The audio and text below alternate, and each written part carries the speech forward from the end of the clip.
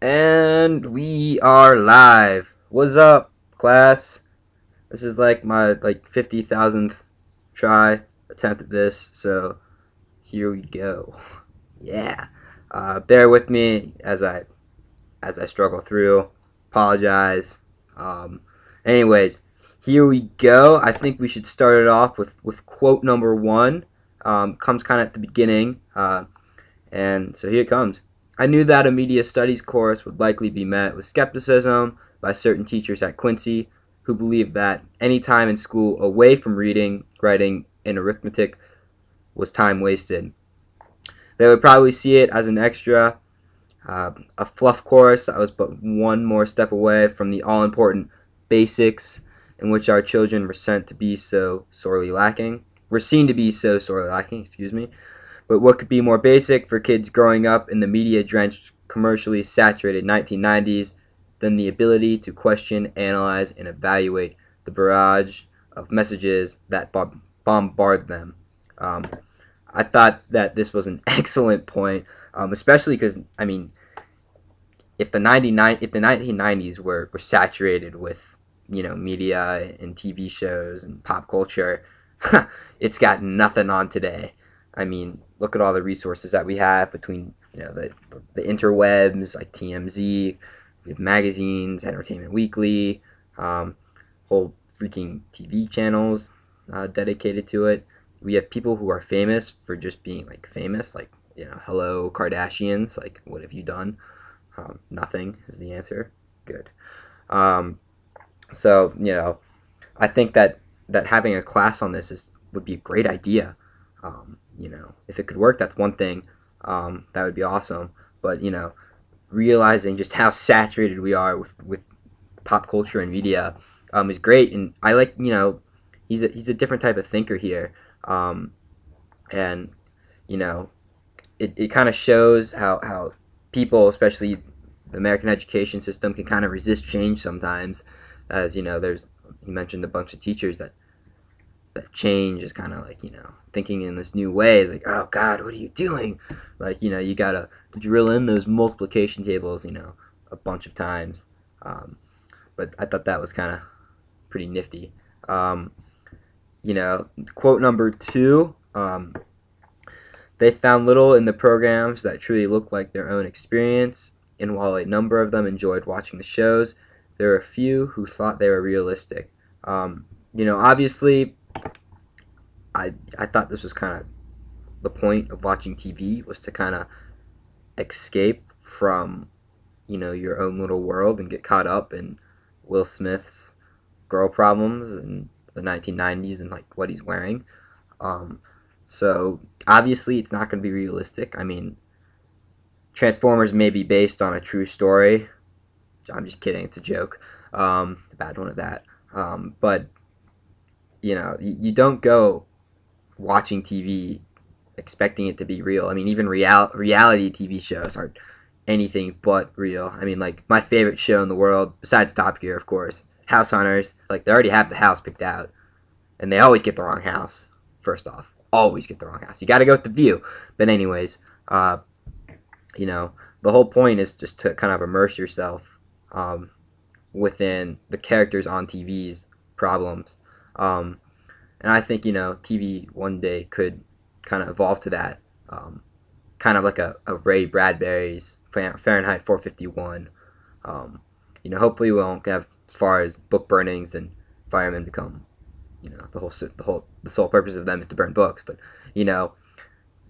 TV film producers are always finding ways to make the media slash cinema experience, more interactive. I mean, look, we have that whole 3D craze that came in with the movies.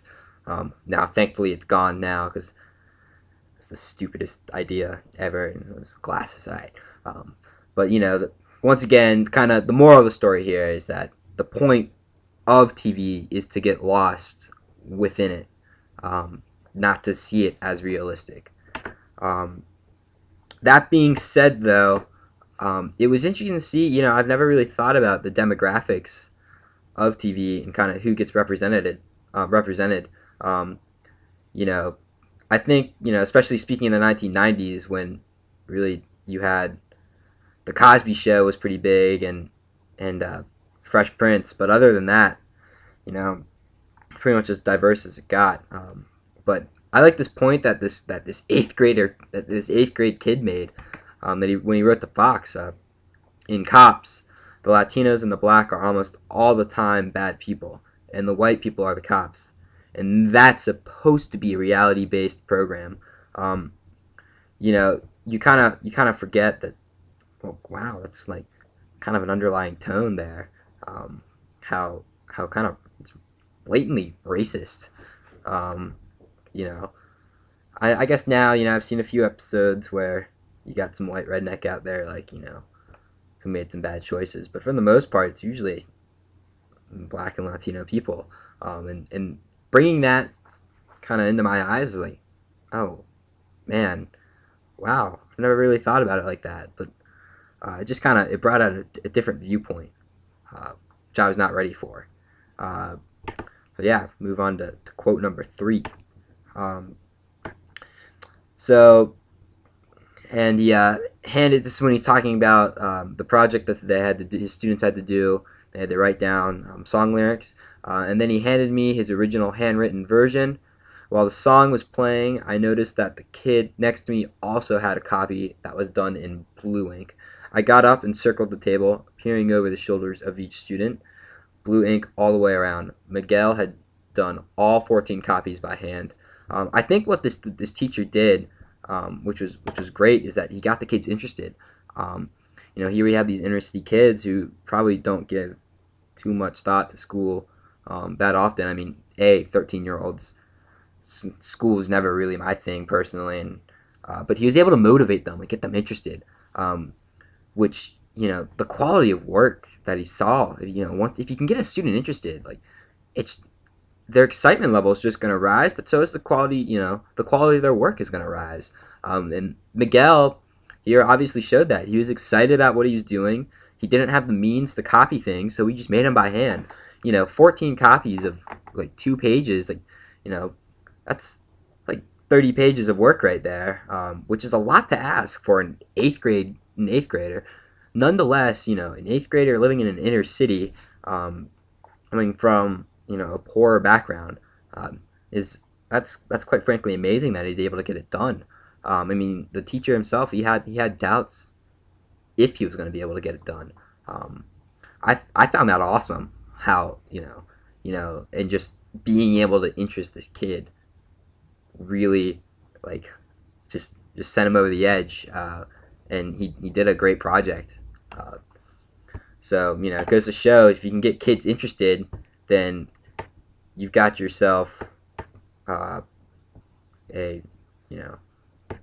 good if you can get kids interested, you have the quality of work will rise, and I think you've done a more you've become a better teacher. That being said, as it's coming from a personal experience, I find that the teachers who are able to engage me the most are the ones who are able to hit on my interests and find activities which I find to be fun. For instance, we had a teacher who we were studying Bacon's Rebellion, and each part of the class had to represent a certain demographic.